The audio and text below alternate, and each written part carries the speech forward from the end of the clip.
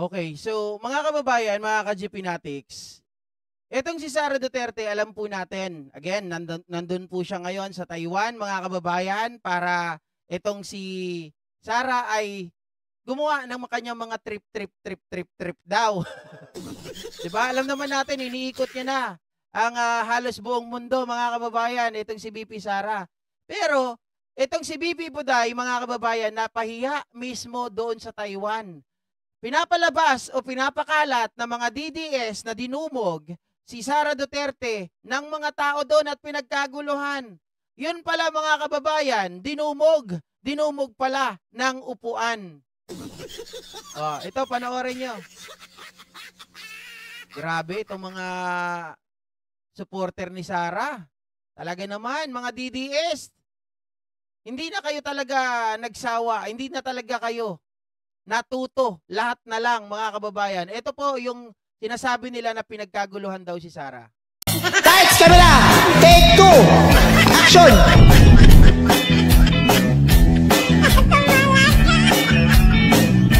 Oy, pinagkakaguluhan mga Fanatics, di ba? Makikita nyo, ang daming tao. Ang daming tao. Pero napapansin nyo, puro itim yung mga nasa paligid niya, nakaitim ang damit. Lights, camera, take 2, action! Agoy. Agoy.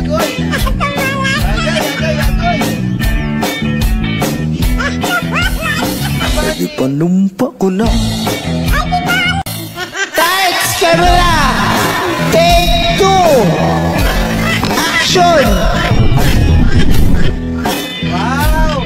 Ang daming tao, Sara! Tuwan-tuwa po, pinagkakaguluhan sa Taiwan! Grabe! Pwede panumpa ko na. Kaso mga kababayan, akala nila may isahan nila yung mga pro-admin.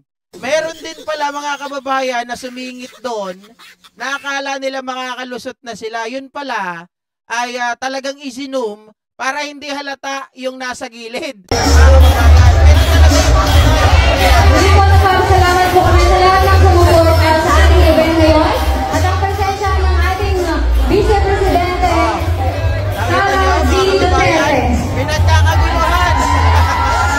Ang daming upuan.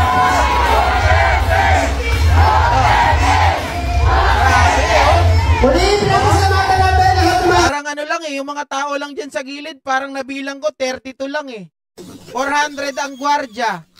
Mga kababayan, ang upuan nasa 300 plus. Ayan o.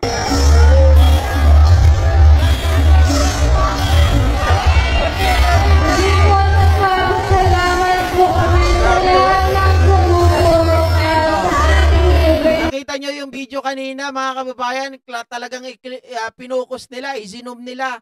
Para kunwari, marami nagkakagulo. Yun o, puro gwardya pala.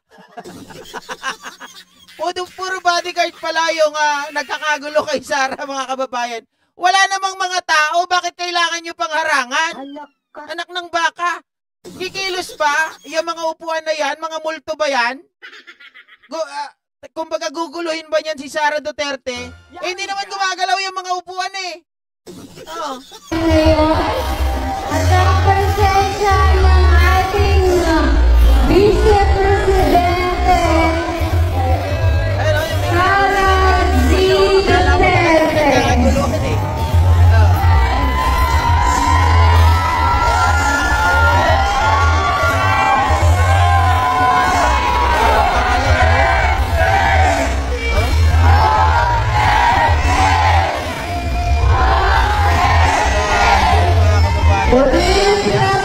Akala ko ba DDS? Pangalawa na yan Noong una mga kababayan sa South Korea, hindi pinapansin si Sara. Yan kasi, alam mo, yung ginagawa ni Sara na to, maagang pamangangampanya yan. Diba? Kaya, mga kababayan, pati yung mga nagpunta daw dyan, hindi nakakain, gutom, nagbayad. Ng 5KD. Lights, camera, take 2, action! Ayan yung totoo.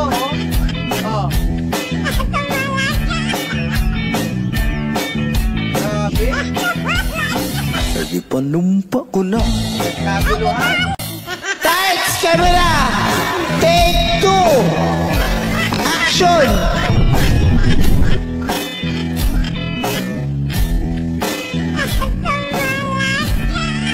Lahat na lang ng pandadaya, talaga mga DDS, wala na talaga kayo. Diba? Lahat ng pandaraya, biruin nyo mga kababayan, sinasabi nila na pinagkaguluhan si Sara Duterte, nagkakagulo, puro bodyguard. Diba? Tapos malalabasin ninyo, kaya pala yung kulay ng mga damit nila ay pare-parehas.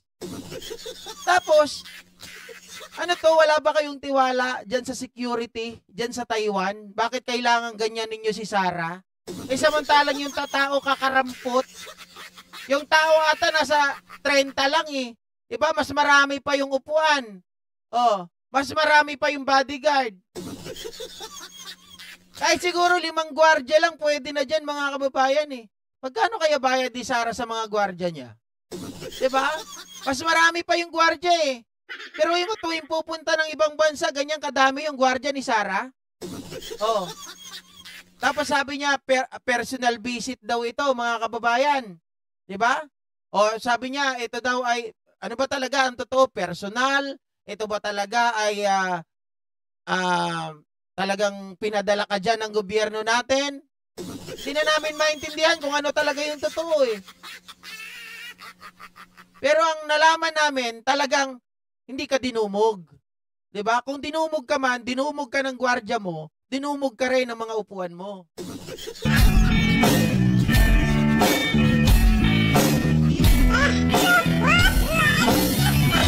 Di panumpa ko na. Yes, tama kayo Mama Chanel Paris.